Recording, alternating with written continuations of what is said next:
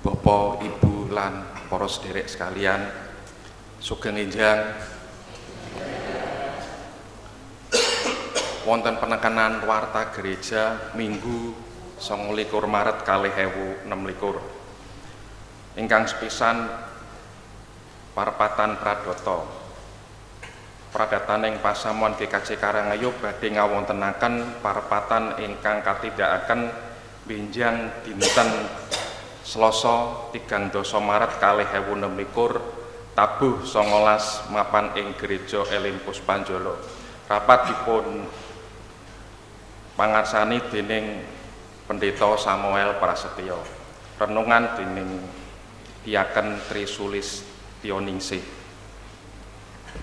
Penekanan kaping kalih Sakramen Bujana.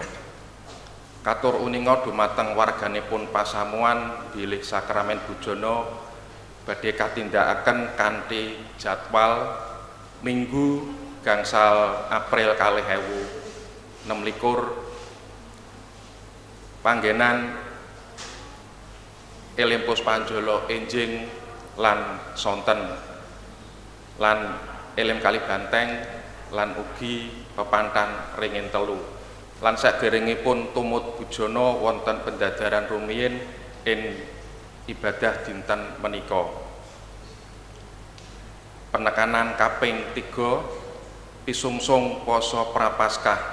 Pisungsung poso prapaskah badhe kakempalaken sesarengan ing pangibadah Paskah Minggu gangsal April 2026. Dumateng warganipun pansamuan ingkang dereng nampeni amplop pisungsung poso prapaskah saged sesambetan kalian pradata utawi mundhut ing gereja. Penekanan kaping sekawan rapat koordinasi pradata kalian komisi lan blok. Pradataning pasamuan GKJ Karangayu badhe ngawontenaken rapat koordinasi kalian komisi lan blok. Milonipun dumateng sedaya pengurus komisi lan blok aturan ngutus wakilipun kalih tiyang nindaki pepanggihan kasebut ingkang badhe katindakaken dinten Minggu tanggal 12 April 2026 tabuh sedasa enjang panggenan Elim Puspanjala. Penekanan kaping gangsal kegiatan Adiyuswa. Komisi Adiyuswa badhe ngawontenaken persekutuan ingkang badhe katindakaken dinten Jemuah tanggal 11 April 2026 tabuh 9 enjing panggenan Gereja Elim Puspanjala. Pemimpin Bapak Andang Kristanto.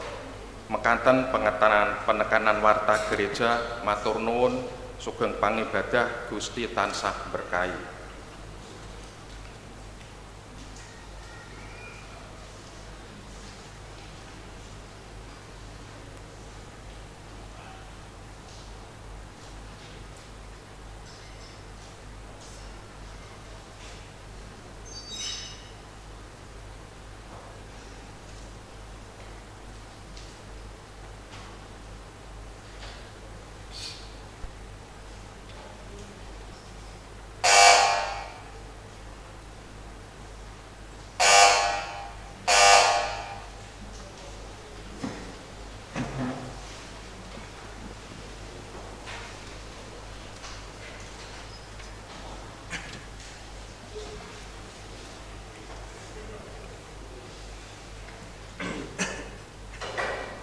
Dinten menika kita sami mengeti tindakipun Gusti Yesus dhateng Yerusalem. Cariyos ing Matius 21 ayat 7 dumugi 9 mekaten. Kul dine karo belone digawa banjur dilarabi sandangane. Gusti tumuli nite. Wong-wong kang gunggunge akeh banget iku padha njereng panganggone ana ing dalan. Ana maneh kang padha mecoki pang-panging wit-witan padha disebar ana ing dalan. Lan wong akeh kang padha lumaku ana ing ngarsane Gusti Yesus lan kang lumaku ana ing sawingkinge padha nguwuh-wuh pangucape. Monggo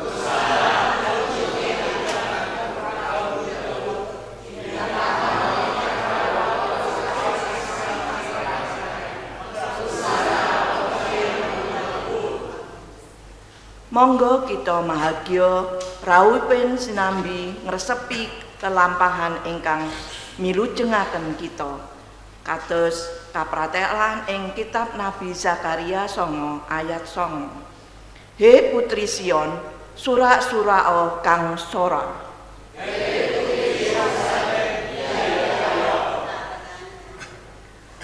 Lan ratunira ngrawuhi sira, panjenengane iku adil sarta unggul.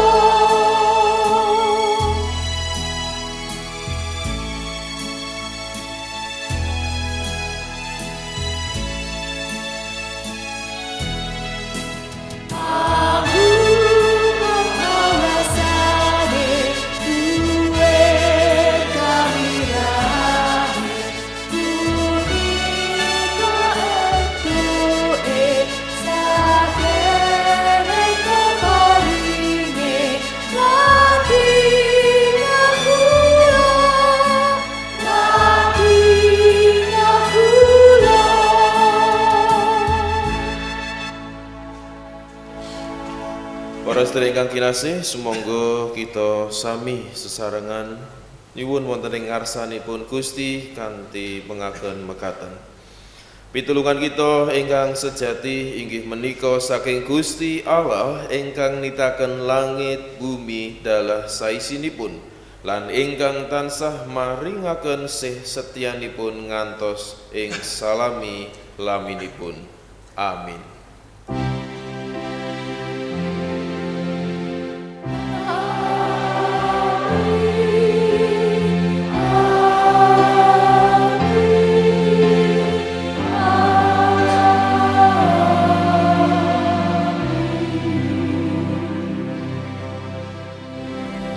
Salam tentrem rahayu tumraha ing para sedherek sedaya. Gusti Yesus wonten ing panjenengan.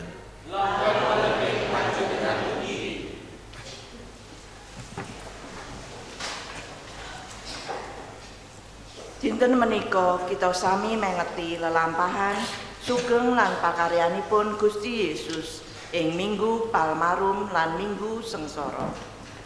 Lelampahan cacah kali menika saged dipun tingali sami dene wonten sesambatipun temak saged nyatunggil.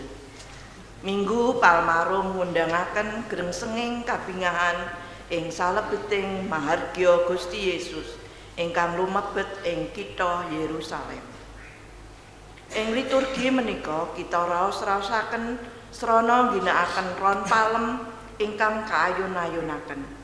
Minggu sengsara ngemutaken bilih ing minggu-minggu salajengipun kasangsaran tuwin kasangsaran wiwit dipun alami dening Gusti Yesus ngantos pungkasanipun dumugi ing sedanipun inggih ing kajeng salib.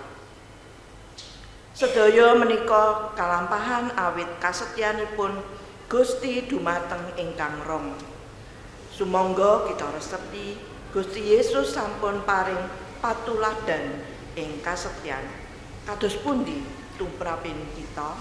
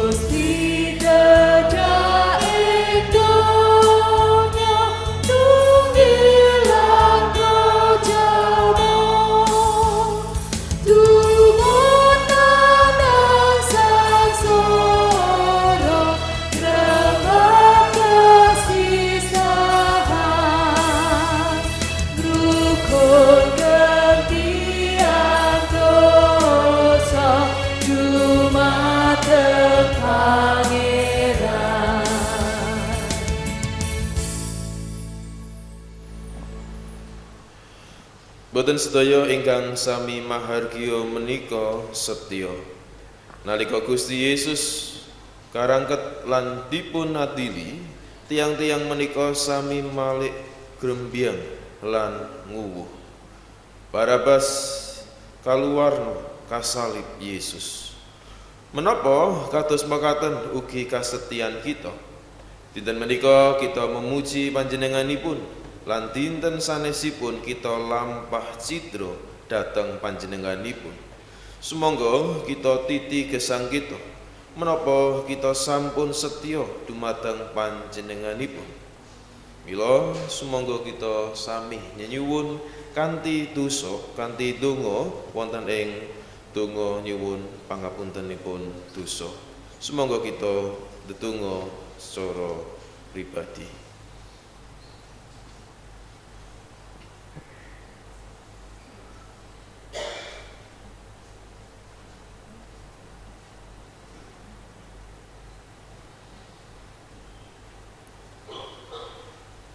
Gusti Allah ingkang Maha Asih, kula ngaturaken pamatur nuwun awit paduka sampun nuntun saben lampah kawula. Kawula nyuwun pangapunten wonten ing gesang kawula menika ingkang kathah dosa lan kalepatan. Sedaya menika kawula suwun wonten ing asmanipun Gusti Yesus Kristus. Amin.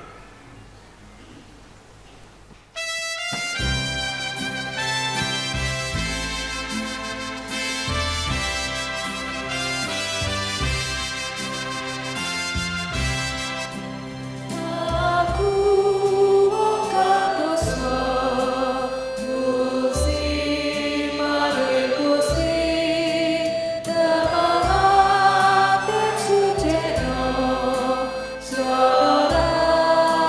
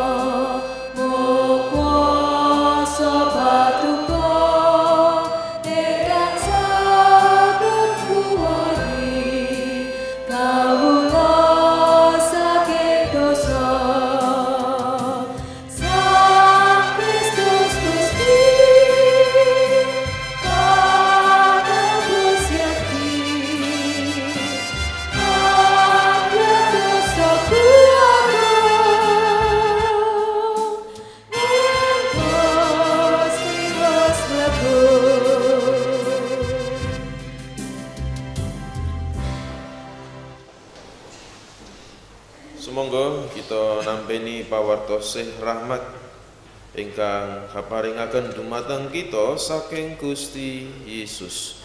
Ingkang kapendhet saking kitab Yesaya 53 ayat 50 dumugi gangsal ekan mekaten dawuh pangandikanipun Gusti. Monggo sanyatane lelara kita kang disanggi lan kasangsaran kita kang dirembat. Ewa semono kita padha ngira panjenengane iku kena ing ipat-ipat kagebak tuwin katindes dening Gusti Allah. Monggo panjenengane iku sinudukan marga saka anggon kita padha balelo. Panjenengane karemuk marga saka piyala kita.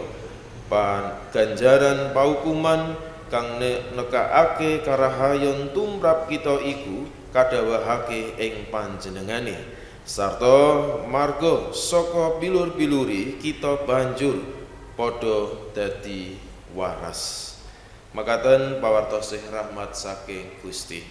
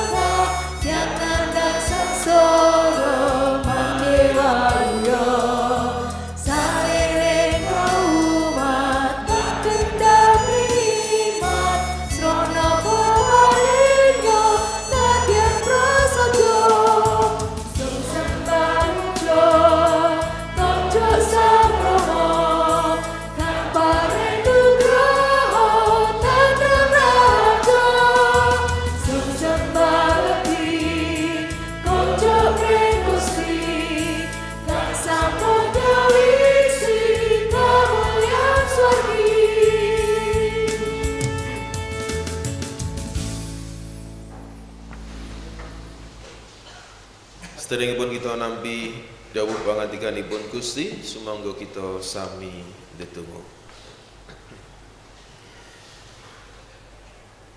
Duh Rama Maha Mirah ingkang tansah nglampahi wonten ing gesang kawula ngaturaken pamatur nuwun awit Gusti sampun nuntun saben dinten wonten ing gesang kawula. Mila ing wanci enjing menika kawula sami sung sembah puja kunjuk wonten ing Sang Rama Paduka ingkang tansah paring nugraha lan tentrem raharja. Mila ing wanci enjing menika kawula ugi badhe nampi dawuh pangandika Paduka. Kawula nyuwun supados kawula tansah nglampahi pelatusan wonten ing gesang kawula kanthi tumemen lan gadhahi sikap ingkang andhap asor. Kawula nyuwun supados Gusti tansah berkahi wonten ing gesang-gesang kawula sedaya. Sedaya menika kawula suwun wonten ing ngarsanipun Gusti Yesus Kristus. Amin. Para sedherek ingkang kinasih, waosan ing wanci enjing menika kapetik saking Injil Matius 21 ayat 1 dumugi 11. Injil Matius 21 ayat 1 dumugi 11 kanthi irah-irahan Gusti Yesus kaarak lumebet ing kutha Yerusalem.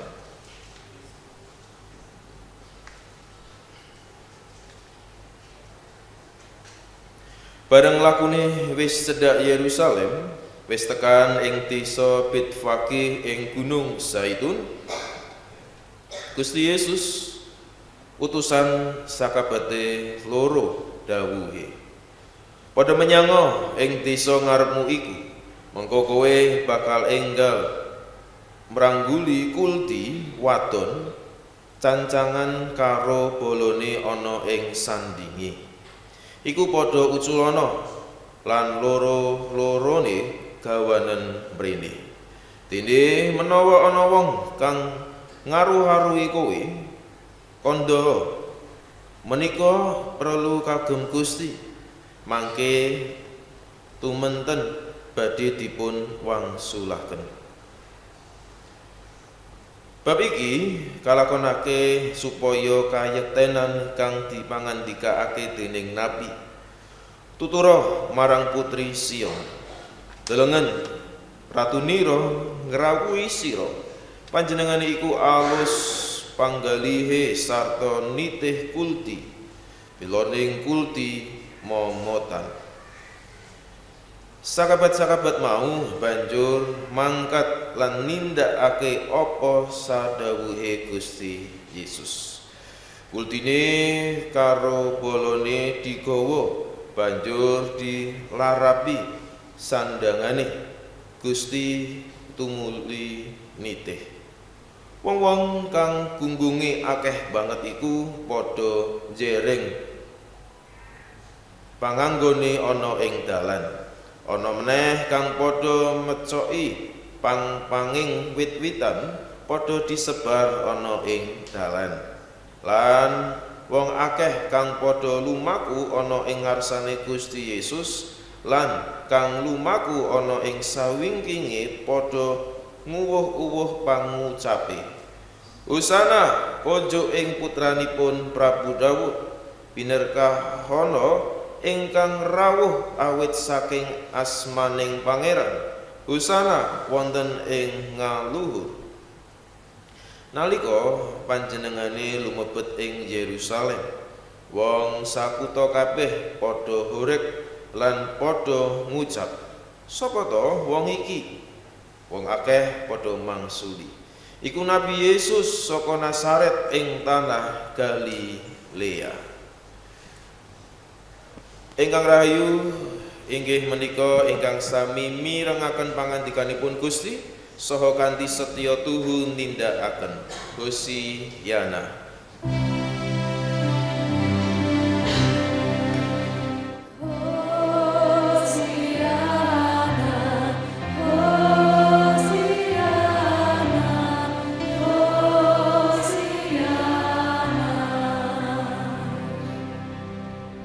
Sugeng enjang para sedherek ingkang kinasih. Para sedherek ingkang kinasih, wonten ing minggu-minggu menika wonten berita ingkang nyariosaken bilih awake dhewe menika kedah ngirit nganggo kompor gas, supados saged save energi, ya, saged nyimpen energi. Nanging ingkang dados pitakonan menika ingkang dipun ngendikaaken menika menawi masakanipun mateng, kompore kedah dipateni. Ya sak ngertine kula iki yo nek wis mateng ya dipateni. Nek mboten dipateni kan gosong. Menika bab menika ingkang dipun kita pitakenaken sak menika. Bab inilah yang kita pertanyakan, mengapa hal yang sudah kita tahu terkadang masih diingatkan. Lajeng awake dhewe rumaos wah ya wis ngerti to, nek jenenge masak ki nek wis mateng ya dipateni. Oh ya wis ngerti nek swamane iki kudu ngene lan sak piturute. Menawi kita wigatosaken menapa ingkang dipun cariyosaken wonten ing berita kala wau, tentu awake dhewe utawi netizen Indonesia nika langsung menyerbu. Bahkan mboten namung menyerbu, malah kok sekelas menteri kok paring ngendikan kok kados mekaten. Mboten paring ngendikan ingkang sanes-sanesipun. Sekelas tiyang gedhi kok paring pitados kok kados mekaten lan sak piturute. Menawi kita wigatosaken bab menika memang tentu bener. Kenging menapa kok saged mekaten? Kita mangertos enten peperangan wonten ing daerah Timur Tengah ingkang dadosaken cerah wonten ing donya menika. Ananging kita kedah mangertos menapa ingkang kedah kita lampahi, menapa ingkang kedah kita ngendikaaken wonten ing gesang kita, menapa ingkang kedah kita tumemeni wonten ing gesang kita sakmenika. Nah, perkawis kala wau ngemutaken kita bilih awake dhewe menika rumaos sok dong. Awake dhewe menika rumaos mangertos. Awake dhewe menika rumaos oh ya mesti ngerti. Jenenge wong kuwi kedah mekaten. Oh jenenge tiyang Kristen menika kedah mekaten. Oh jenenge tiyang ingkang pitados menika kedah mekaten. Ananging karena awake dhewe rumaos mangertos, lajeng enten bab-bab ingkang kados kala wau kompor kedah dipateni, kita rumaos ngerti. Kita rumaos bilih awake dhewe wis nglakoni. Nah, ananging benten kalian menapa ingkang dipun waos wonten injing menika. Bab ingkang sampun dimangertosi tetep dilampahi. Bab ingkang sampun dipun mangertosi wonten ing gesangipun Gusti Yesus tetep dilampahi kalian tiang-tiang kala wau. Jadi yang menjadi perhatian kita dalam bacaan di Minggu Palmarum ini wonten ing Minggu Palma menika kita mangertos bilih awake dhewe menika kedah dados tiyang ingkang rumaos dereng cekap. Artinya bahwa ketika kita merasa tidak cukup, ketika ada hal-hal yang baru, yaitu kita pertimbangkan kenging menapa oh nggih leres. Dan menika kados Gusti Yesus. Gusti Yesus wis mangertos bilih ning donya menika piyambakipun bakalan dipun salib. Uripe bakalan boten tentrem. Akeh wong sing seneng bar kuwi ujug-ujug ora seneng. Banyak orang yang senang lalu tiba-tiba enggak senang. Di Minggu Palma, di perayaan Paskah ini bagi orang-orang Yahudi menyambut perayaan Paskah itu senang. Mila piyambakipun tiang-tiang kala wau ngendikan hosana. Artine hosana menika napa? Nyuwun tulung Bapak Ibu. Hosana niku artine nyuwun tulung. Saking kata yasa kalian an'a niku selamatkan, permohonan selamat. Jadi hosana menika permohonan selamat, selamatkan kami gitu kan. Hosana konjuk ing putraning Prabu Daud, selamatkan kami putraning Daud. Jadi bukan sebuah rasa syukur tapi permohonan. Jadi hosana niku permohonan. Tolong kami, selamatkan kami putra Daud. Saking riku kita saged mangertos bilih lampahe Gusti Yesus sing wau di wilujengaken kalian tiang kathah, ananging mengke sekawan dinten sampun wonten tiang-tiang ingkang boten remen kalian Gusti, namun ananging tetep dilampahi, tetep dilakoni wonten ing gesangipun. Kenging menapa? Nah, saking mriki kita ugi sinau kenging menapa Gusti Yesus kok repot-repot tindak wonten ing dunya. Kenapa kok Tuhan Yesus itu repot-repot datang ke dunia? Karena Gusti Yesus menika paring tulodo. Jadi Gusti Yesus boten namung nebus dosa awake dhewe. Tuhan Yesus itu tidak hanya menebus dosa kita, tapi Gusti Yesus, Gusti Allah, Sang Yahweh, Sang Maha Welas Asih wonten ing donya menika niku paring tulodo. Ngene lho nek dadi wong. Ngene lho nek dadi wong pitados wis ngerti sesuk mlakune bakalan angel, tapi tetep dipun lampahi. Gusti Yesus mangertos bilih nglampahi wonten ing donya menika mboten gampil. Mboten kabeh wong seneng kalian Gusti Yesus. Mboten kabeh wong menika tumemen anggene pitados kalian Gusti Yesus. Lah menika saged kita mangertosi kanthi husana kala wau. Menika mboten sebuah pujian, tapi sebuah apa? Pengen ditulung, Bapak. Tulung aku. Iki lho aku. Sang Raja Daud, sang titisane Daud, tulunga bangsa Israel. Nah, mboten namung niku kemawon Gusti Yesus ingkang paring tulodo dumateng kita ugi paring pitedah supados kita tansah tumemen lan gadahi kapitadosan ingkang kukuh. Jadi wonten ing tulodo menika wonten ing ayat setunggal dumugi 11 Gusti Yesus paring tulodo kita menika kedah tumemen. Tumemen itu apa? Tenanan lan gadahi kapitadosan ingkang kukuh, bener-bener mempunyai iman yang kuat. Dan menika kacariyosaken dening kalih sakabate Gusti Yesus. Di sini terlihat dari dua murid Yesus yang diminta untuk selalu kanthi tumemen lan gadahi kapitadosan ingkang kukuh. Menapa ingkang dipun ngendikaaken pun Gusti menika cetha Bapak Ibu. Jadi apa yang disampaikan oleh Tuhan Yesus itu cetha. Cethane malah cetha banget. Wonten ing Injil Matius, tapi ananging wonten ing Injil Markus, Lukas lan Yohanes menika sebuah boten patiya nggih cetha tapi boten nganti cetha niki. Nah, sing paling cetha menika wonten ing Injil Matius. Nah, kenging menapa lha niki? Tuturo padha ayat kalih nggih. Padha menyang ing desa ngarepmu iku. Mengko kowe bakal enggal merangguli kuldi wadon cancangan karo belone ana ing sandinge. Bilune. Oh niki corete. Netizen gini netizen. Yo maklum sebulan pisan. Sesasi ping pisan ya wis elatih itu. Bilune.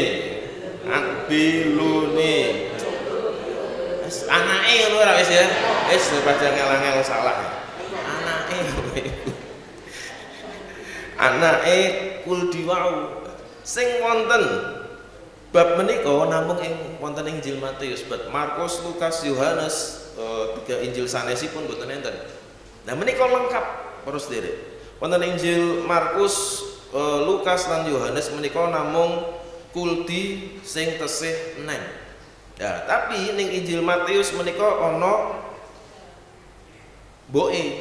mboke kuldi sing mboke mau lan Gusti Yesus ngendikan kok nek ana mboke lan anake gawa loro-lorone. Nek ana ibuke mbek anake digawa kabeh.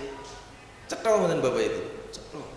Nah, mboten namung mriku mawon, iku padha uculana lan loro-lorone gawana mrene. Dene menawa ana wong kang ngaruh-aruhi kowe kandha menika perlu kagem Gusti. Mangke tumunten badhe dipun wangsulaken. Nah, dipun wangsulaken atau dikembalikan. Nah, wonten Injil Matius menika menapa ingkang dipun ngendikaaken kalian Gusti Yesus menika pasti. Engko nek wis bar meh dibalike, mau dikembalikan. Nah, menapa ingkang dipun ngendikaaken Gusti Yesus menika saged mangertosi pilih wonten ing gesang kita. Apa yang disampaikan oleh Tuhan Yesus kepada murid-muridnya, dua murid tadi, itu sebuah perintah yang cetha. Perintah ingkang cetha, ingkang anu niki bab-bab iki gampang. Kowe manyang rono engko ana kuldi keledai, ada keledai dua. Mboke mbek anake gawa nang rene iku nek wis ngomong dienggo Gusti berarti kok dibalike nek wis bar. Itu kan perintah yang cetha Bapak. Lajeng saking ngriku murid-muride nglampahi. Nah, menawi kita wigatosaken wonten ing gesang kita, menawi kita pitakenan, wah lajeng menapa ingkang saged kita mirangaken wonten ing waosan menika? Gusti Yesus sebenarnya menika cetha. Nek dadi wong Kristen kuwi uripe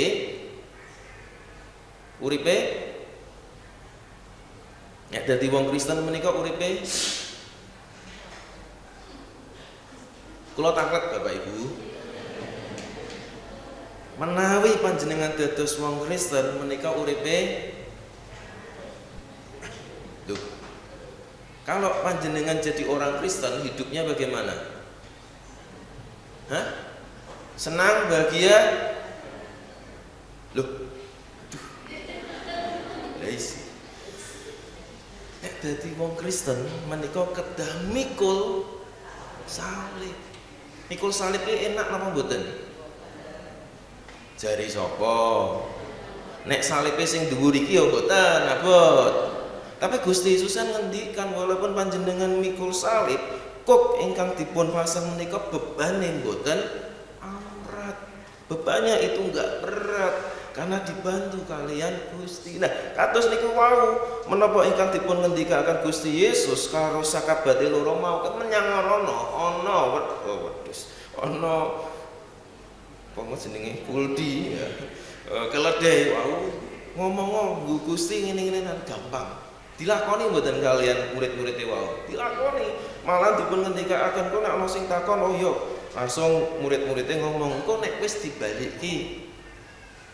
Percaya mboten tiyang wau sing nggadahi kuldi wau? Pitados lah mila dipun paringke. Nah, saking ngriki kita bisa kait mangertos pilih wong Kristen menika memang uripe amrat mboten namung wong Kristen Bapak Ibu.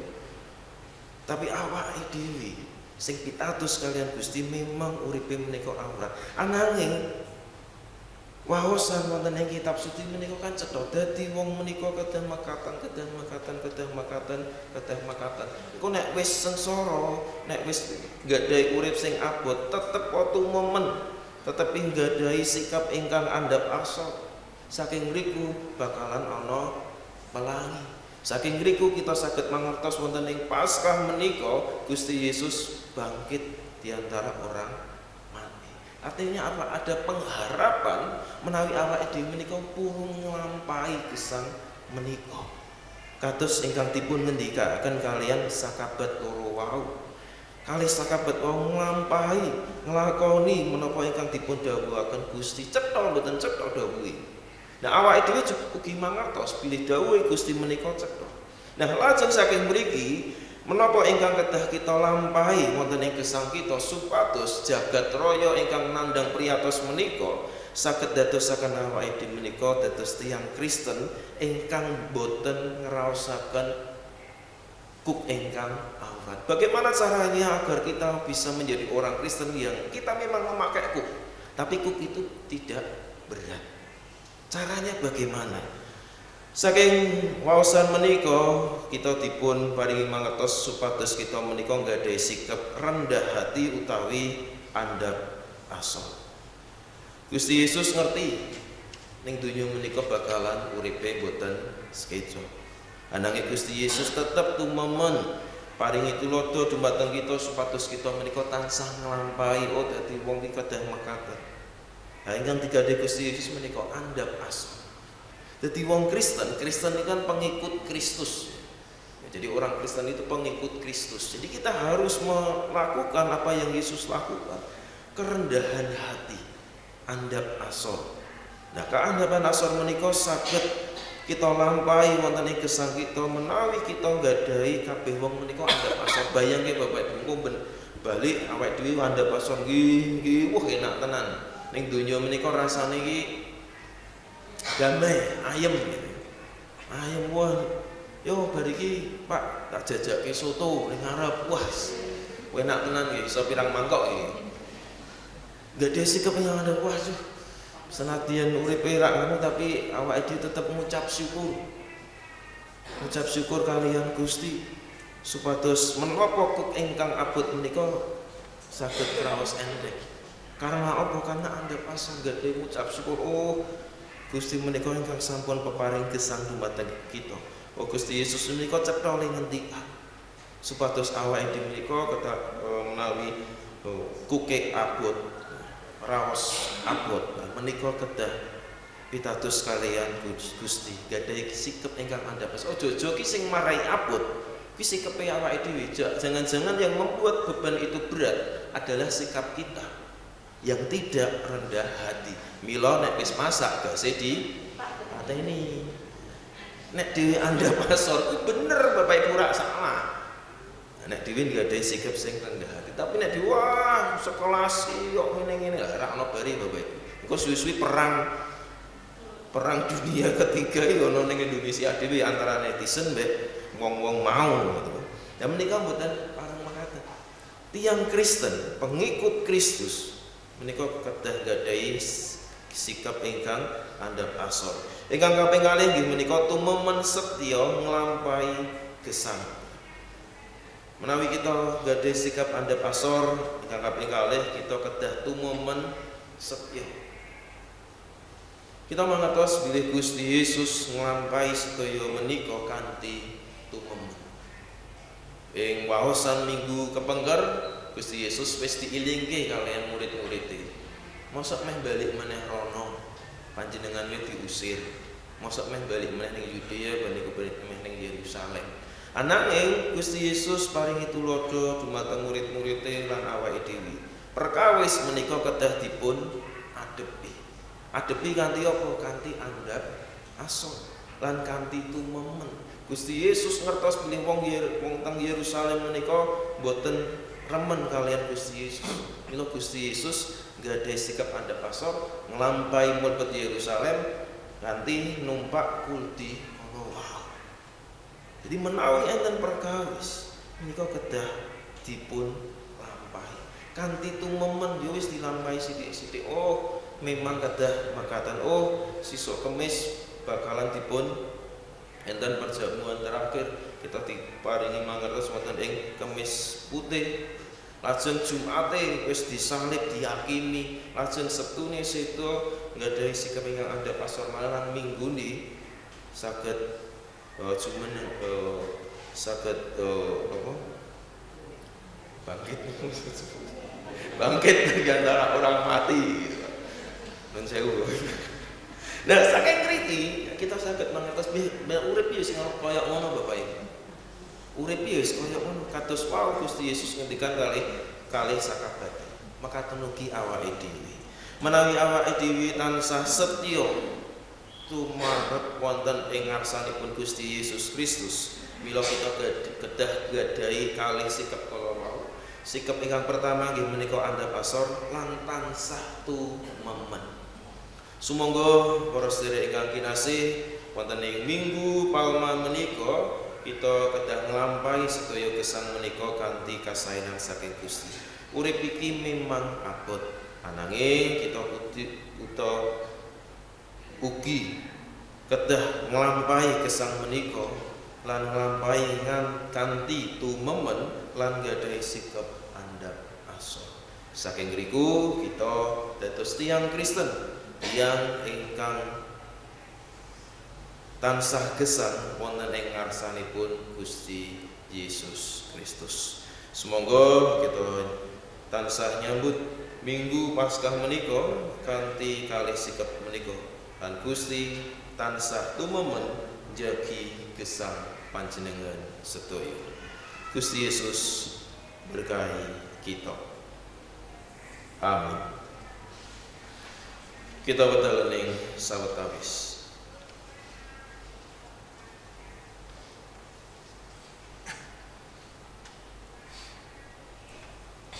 Wedal ning cekap.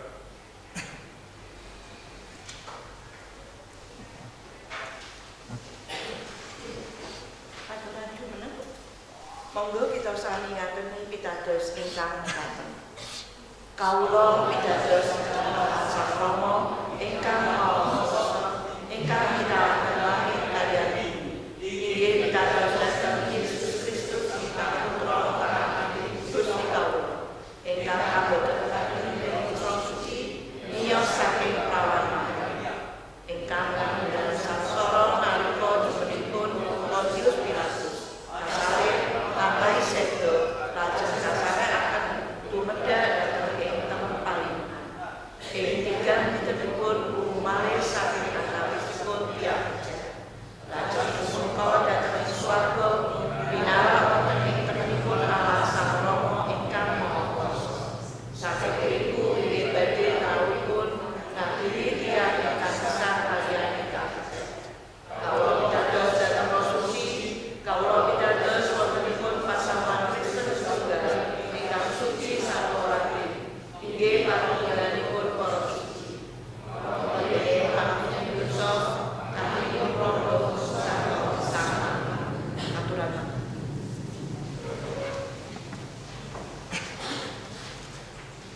Pasamuan ingkang kinasih, menapa ingkang sampun sinerat wonten ing warta gereja, bilih kita badhe nglampahi sakramen pujana kados dene sakramen pujana ing Minggu Paskah.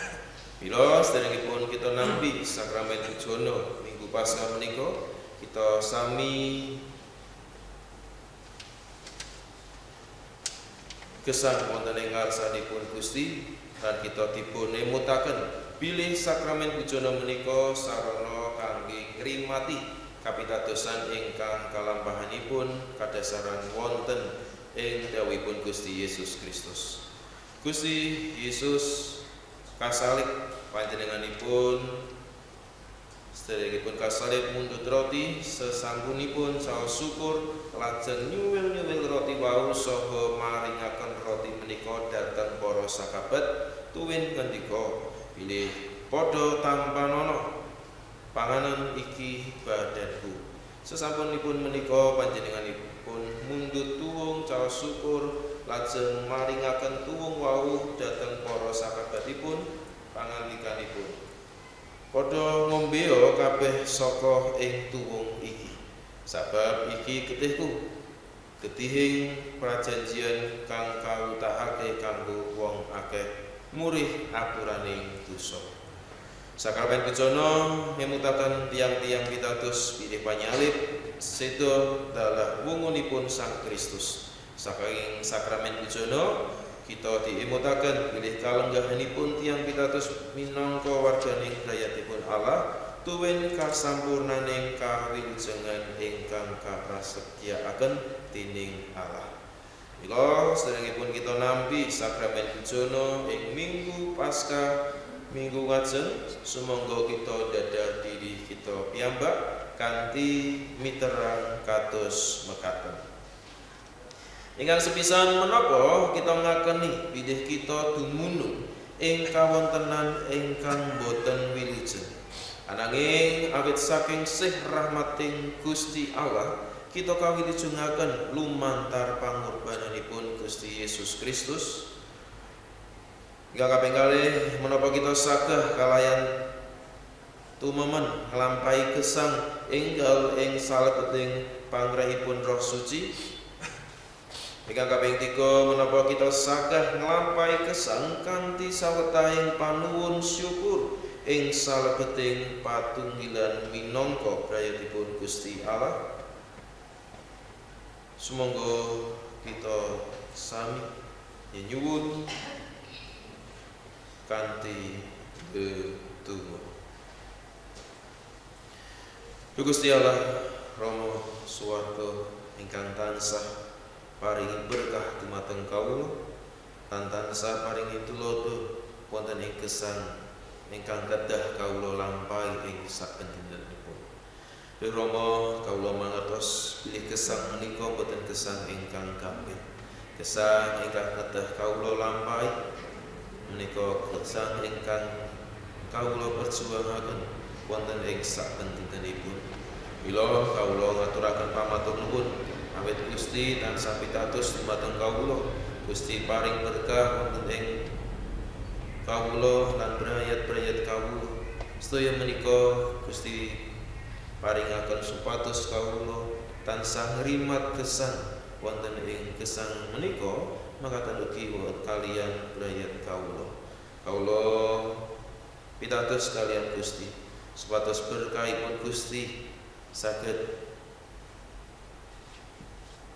mlampah wonten ing gesang kawula.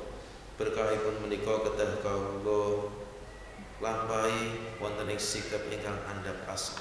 Tansah paring berkah dumateng setunggalipun brayat lan tansah paring kegiatan lan ngucap syukur sesarengan wonten ing gesang kawula. Lan saking punika wonten ing gesang ingkang tumemen kawula ugi tansah nglampahi menapa ingkang kawula lampahi wonten ing brayat kawula. Lan kawula ugi tumemen wonten ing pelatosan-pelatosan kawula, wonten ing panyambutan kawula lan wonten ing gesang ingkang kawula lampahi menika. Supados menapa ingkang kawula lampahi dadosaken berkah dumateng kawula brayat kawula lan para sederek-sederek kawula. Kawula nyuwun supados kawula dados tiyang Kristen ingkang boten kraos awrat wonten ing gesang menika. Ananging kawula pitados bilih kuk ingkang sampun panjenengan lampahi dadosaken kuk ingkang boten awrat, ananging dadosaken rasa syukur wonten ing gesang kawula lan brayat kawula lan para sederek-sederek kawula. Pramila Duh Rama kawula nyuwun sedaya gesang menika kanthi kasainan saking Gusti, menapa ingkang kawula lampahi sakit penyakit wonten ing gesang kawula, mekaten ugi yuswa kawula ingkang sampun yuswa sepuh, ananging kawula pitados bilih Gusti tansah berkahi wonten ing gesang-gesang kawula menika. Senadyan kawula gadhah yuswa ingkang sampun sepuh, ananging Gusti ugi tansah berkahi wonten ing gesang-gesang kawula. Mila kawula boten lentuh anggenipun ngucap syukur. Kawula tansah ngucap syukur wonten ing ngarsanipun Gusti, senadyan perkawis wonten ing gesang kawula menika tansah lampah wonten ing saben dintenipun. Duh Rama kawula ugi ngaturaken pamatur nuwun awit Gusti berkahi pelatusan-pelatusan kawula wonten ing gereja menika. Kawula nyuwun Duh Rama ugi kawula wonten ing pelatusan ing gereja Kristen Jawi Karangayu menika kawula tetep gadhah sikap ingkang andhap asor. Lan kawula saged nglampahi sikap menika kanthi kasainan lan menapa ingkang kawula waturaken menika boten kangge nami kawula, ananging kangge asmanipun Gusti ingkang kawula luhuraken wonten ing pelatusan-pelatusan kawula wonten ing gereja menika. Pramila Duh Rama Gusti tansah berkahi makaten ugi menapa ingkang kawula siapaken wonten ing Minggu Prapaskah menika, ugi wonten ing pekan suci menika saged kawula lampahi kanthi kasainan lan gesang kawula tansah tumemen wonten ing ngarsanipun Gusti. Kawula ndedonga supados bangsa-bangsa makaten ugi ingkang sakmenika wonten ing ketegangan perang, ugi Gusti paringi berkah para pemimpin-pemimpinipun supados gadhahi sikap ingkang andhap asor. Kawula nyuwun supados menapa ingkang kalampahan wonten ing donya menika saged kanthi kasainan saking Gusti. Kawula pitados bilih Gusti ingkang paring berkah supados negara-negara wonten ing donya menika saged sangkul sinangkul wonten ing gesang ing donya menika. Duh Rama sedaya menika kawula suwun kanthi gesang ingkang tansah tumemen setya wonten ing ngarsanipun Gusti, kanthi donga ingkang sampun paduka ucalaken wonten ing kawula nggih menika donga Rama kawula. Duh Rama kawula ingkang wonten ing swarga, asma paduka mugi kasucikaken, kraton paduka mugi rawuh, karsa paduka mugi kalampahan wonten ing bumi kados dene wonten ing swarga. Kawula mugi kaparingan rejeki kawula sak cekapipun ing dinten menika, saha paduka mugi ngapunten kalepatan kawula kados dene kawula inggih ngapunten ing tetiang ingkang kalepatan dhateng kawula. Menapa dene kawula mugi sampun ngantos katandukaken dhateng ing panggoda, nanging mugi sami paduka uwalaken saking piyambak. Awit dene paduka ingkang kagungan kraton sawisesa kuwin pamulyan salami laminipun. Amin.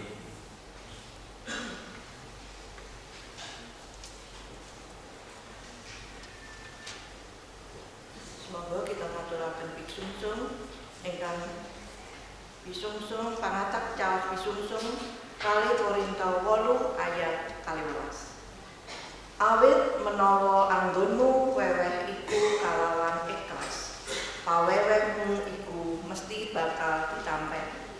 Menawa pawewehmu iku aweh waton apa kang kok duweni, ora aweweton apa kang ora kok duweni.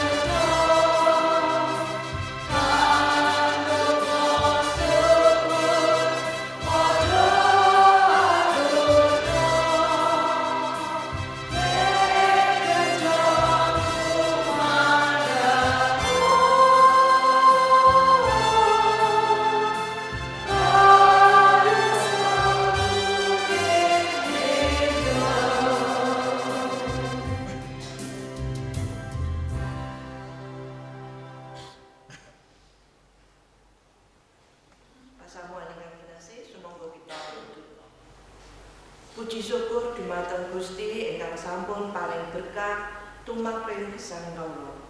Sakmenika kawula ngaturaken pisungsung penduk Gusti. Mugi Gusti kapareng nampi sarta tansah nyucikaken pisungsung menika. Ingkang kapiji ngrimati pisungsung menika, mugi Gusti piyambak ingkang mitulungi. Menika do Gusti atur pandonga kawula wonten ing asma dalem Sang Kristus Gusti. Pandonga menika kawula unjukaken. Amin. Katuran.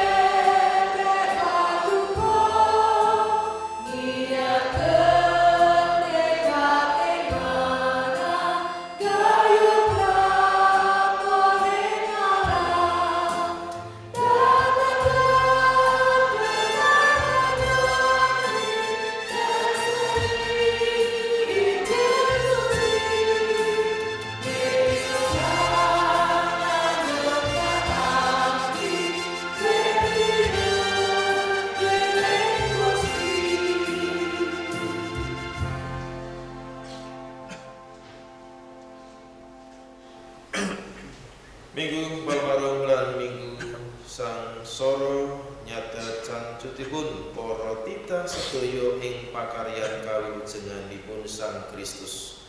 Sumangga kita pratelakaken syukur kita awit kawilujengan menika lan ugi kangge sarana njagi kawilujenganing jagat raya. Anerna manah panjenengan dumateng Gusti.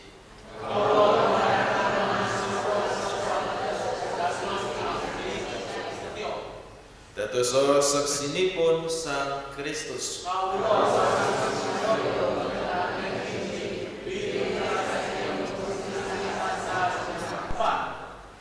Pinujiya Gusti.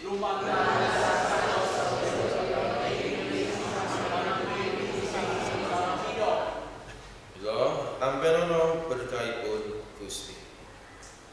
Gusti Allah berkahi panjenengan lan ngayomi panjenengan. Gusti Allah nyunaraken cahyaning wedananipun dhateng panjenengan lan maringi sih rahmat. Gusti Allah nungkulaken wedananipun dhateng panjenengan lan maringi tentrem rahayu. Amin.